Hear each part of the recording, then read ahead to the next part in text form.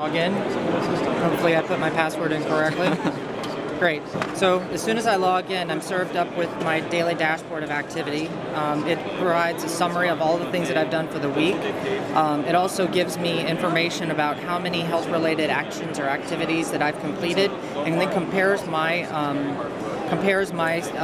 my actions with those of people in my group. So I'm able to kind of get motivated to see if I'm above average, below average in completing different types of activities.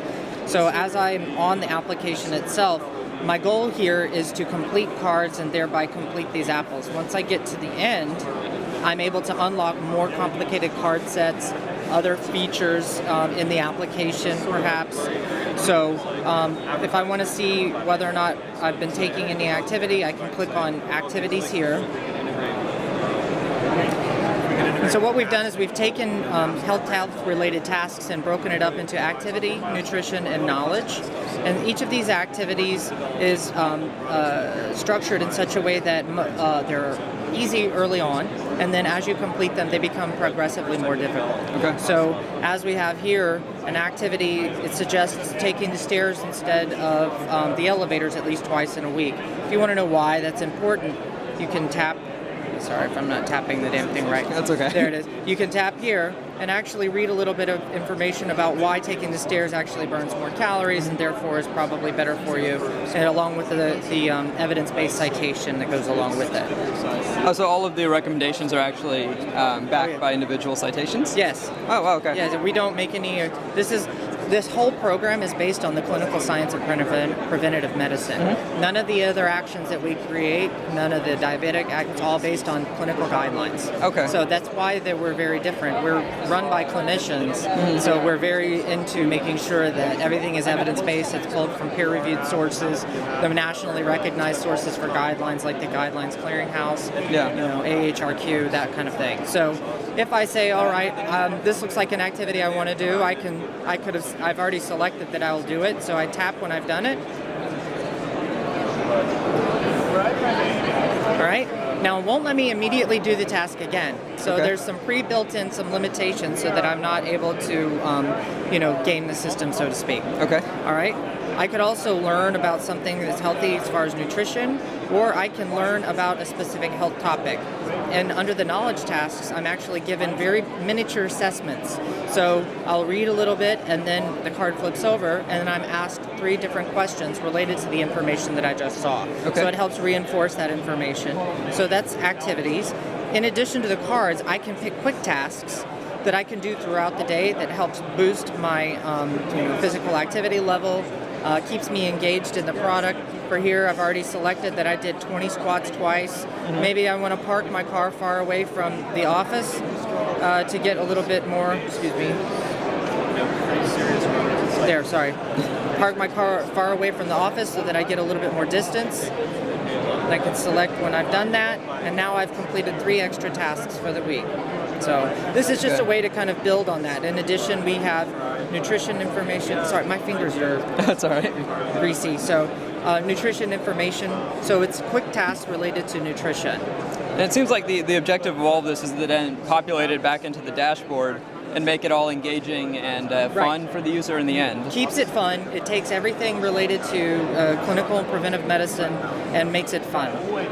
In addition, we've added the physical activity trackers. We're able to integrate with numerous different devices. So for instance, they have a wireless device that tracks when an asthmatic uses their rescue inhaler versus their maintenance inhaler. Uh-huh. So that information could be fed back into a dashboard and then provided to the physician to say, hey, this person's using their rescue inhaler way too much, or this person's not managing their asthma because they're not actually using their maintenance inhaler the way that they should. Yeah. You'll actually see when they pump the pump. Yeah. So this is really, really powerful stuff that when you're talking about management of the person's condition when it's related to self-care behavior. Yeah. Right? So self-care, that's what we're all trying to get people to do. But providers up until recently have not had line of sight into what people are actually doing. With the mobile applications the way that they are now, you're actually getting, in some instances, validated data. So if you want to know when your physician is asking you questions about whether or not you exercise, you usually get a biased answer. Yeah, I exercise, right? So now they actually can provide you with a report that tells you how many minutes they exercise in any given time. So that's what you have here with the built-in pedometer, right, or a integrated pedometer. Integrated pedometer inside of the app itself. In addition to that, we also integrate with the FitLinks devices, which are wireless pedometers.